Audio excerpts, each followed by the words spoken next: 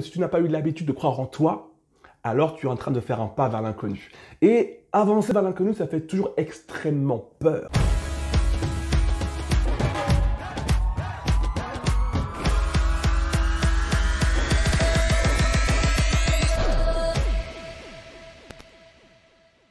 Bonjour à toi, c'est Lemuel Adonis. Je suis très content de te retrouver dans cette nouvelle vidéo. Si c'est la première fois que tu viens sur cette chaîne, eh bien, bienvenue à toi. J'accompagne principalement des entrepreneurs qui ont besoin de rebooster leur confiance en eux et de retrouver un sentiment de légitimité pour entreprendre avec plus de puissance, plus de clarté et plus de conviction. Et j'aimerais dans cette vidéo qu'on parle ensemble de l'estime de soi et pourquoi est-ce que ça fait si peur d'avoir confiance en soi. Je coachais il y a quelques jours l'une de mes clientes et c'était très intéressant de voir que lorsqu'on a commencé à parler de l'estime de soi et de la capacité à passer à l'action, donc la confiance en soi, elle a eu peur, elle a pris panique comme si, elle m'expliquait comme si elle avait l'impression qu'elle se prenait un arme sur la figure. Tout d'un coup, panique à bord. Et donc, j'en ai parlé dans une vidéo précédente, mais j'aimerais qu'on en parle un peu plus profondément dans cette vidéo. Pourquoi est-ce que ça fait peur de croire en soi et de remettre l'estime de soi au premier plan? La première réponse que je vais te donner est très rapide et on va aller droit au but. Tout simplement parce que si tu n'as pas eu l'habitude de croire en toi, alors tu es en train de faire un pas vers l'inconnu. Et avancer vers l'inconnu, ça fait toujours extrêmement peur, extrêmement peur. Donc il est important que tu comprennes qu'est-ce qui te fait peur exactement. Lorsqu'on me dit, voilà, je veux entreprendre des mails, mais ça me fait flipper, il y a tout un tas de choses qui me font peur. Ok, mais en fin de compte, ce que tu dois comprendre, c'est que ce n'est pas réellement l'inconnu qui te fait peur, mais c'est ce qu'il y a derrière cet inconnu. Donc ton job à toi, c'est de mettre un visage, de savoir exactement qu'est-ce qui te fait peur dans cette action inconnue. Et le fait de mettre un visage sur ce qui te fait peur, ça va te permettre de voir les choses avec beaucoup plus de clarté. Et plus c'est clair, et moins ça ressemble à quelque chose d'atroce. Plus c'est clair, et moins ça ressemble à un monstre. Et j'aimais bien donner cette explication à ma cliente qui me disait, ben voilà, là tu me parles de passer à l'action, qu'est-ce que ça me fait peur, ça me terrifie, ça me fait peur d'avoir confiance en moi, de passer à l'action. Et elle me dit, c'est comme si j'étais dans une forêt, on est côte à côte, et tu me dis, allez vas-y, maintenant la forêt elle est sombre, elle fait peur, il faut que tu y ailles.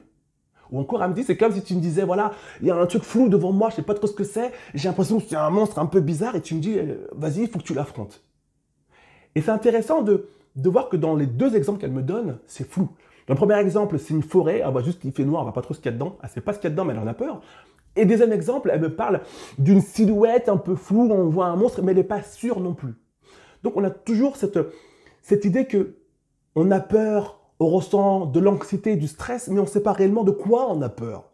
D'où l'importance d'avoir une vision claire de ce qui nous fait peur. Et c'est seulement lorsque tu sais exactement ce qui t'effraie que tu vas être en mesure de passer à l'action et de prendre conscience que ce qui te faisait peur n'est pas si effrayant que ça. Et j'avais donné un exemple qui avait fait sourire. J'avais dit, tu vois, cette silhouette que tu vois qui ressemble un peu à un monstre, ça se trouve, une fois que le flou s'est évaporé, lorsque tu vois les choses avec beaucoup plus de clarté, ça se trouve, tu es juste face à face à une tétine au chocolat.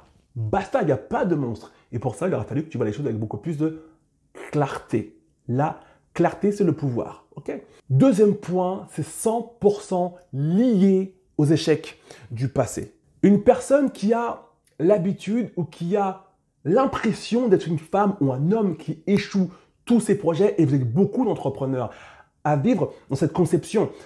J'ai 35 ans, ça fait 20 ans que j'échoue tout ce que je fais, du coup aujourd'hui forcément j'ai peur d'avancer parce que mon cerveau me dit, mais rappelle-toi, ça fait 20 ans que tu échoues, donc tu vas encore échouer là. Et c'est une peur qui est légitime. On se dit, si ça fait 20 ans que j'échoue, pourquoi je n'échouerai pas là encore une fois? Et cette peur a le potentiel, clairement, de vous faire stagner, de vous laisser au point mort pendant des mois, voire des années lorsqu'on entreprend. La peur que les choses ou que l'échec se répète est une peur qui vous paralyse. Il est important de comprendre, cher ami entrepreneur, que ce n'est pas parce que vous avez passé 20 ans de votre vie à échouer qu'aujourd'hui vous allez forcément aussi échouer dans ce que vous avez l'intention de mettre sur pied. Okay? Votre passé n'est pas et ne sera jamais égal à votre futur. Et le seul moyen que vous avez aujourd'hui clairement de faire en sorte que votre passé ne soit pas égal à votre futur, c'est de prendre soin de votre présent. Et l'une des choses les plus efficaces que vous puissiez faire aujourd'hui, au présent, c'est de passer à l'action. Et moins vous passez à l'action et plus comme exemple de vie, vous avez vos échecs passés, forcément. Mais plus vous passez à l'action, même si ça vous fait peur, et plus vous vous donnez une chance d'avoir de nouveaux exemples, d'avoir de nouvelles références. Et ça, c'est de votre responsabilité, de prendre le risque d'échouer, de prendre le risque de vous tromper, de prendre le risque de ne pas être parfait. Et alors, mais malgré tout, se dire, je continue d'avancer, même si ce n'est pas parfait, même si peut-être je vais me tromper. Et lorsque vous prenez le risque d'avancer malgré tout, vous vous donnez une chance d'enregistrer une nouvelle information qui pourrait être la suivante. Waouh, cette fois-ci, je ne me suis pas gouré. Donc si une fois je ne me suis pas gouré, je peux ne pas me gourer 2 fois. Je peux réussir 3 fois. Je peux atteindre un objectif 4 fois. Et votre cerveau a besoin d'enregistrer de nouvelles informations. Et pour que vos cerveaux soient en mesure d'enregistrer de nouvelles informations, vous devez absolument passer par du passage à l'action. Et je répète volontairement, votre vie passée n'est pas forcément et ne sera pas forcément égale à votre futur si vous décidez aujourd'hui, au présent, de changer d'habitude, donc de passer plus souvent à l'action malgré tout. Et peut-être qu'aujourd'hui, c'est votre cas, c'est ton cas en tant qu'entrepreneur. Tu as du mal à passer à l'action, c'est flou pour toi, tu sais que tu veux entreprendre, mais tu ne sais pas dans quelle direction aller. Tu manques littéralement de clarté, de confiance en toi et tu ne te sens pas suffisamment légitime. Et si c'est le cas, contacte-moi, tu as le lien sous cette vidéo, on va discuter quelques minutes ensemble et on va voir comment est-ce qu'on va faire pour que tu puisses reprendre ton entreprise en main, avoir beaucoup plus de clarté, beaucoup plus de confiance en toi, de conviction et surtout que tu puisses retrouver ce sentiment de légitimité dont tu as besoin pour passer à l'action et enfin être plus serein et plus épanoui au sein de ton entreprise. Si tu as aimé cette vidéo, partage-la autour de toi, mets-moi un grand pouce vers le haut, mets-moi un beau petit commentaire. J'y répondrai avec grand plaisir et on se retrouve dans une très prochaine vidéo. Ciao, ciao.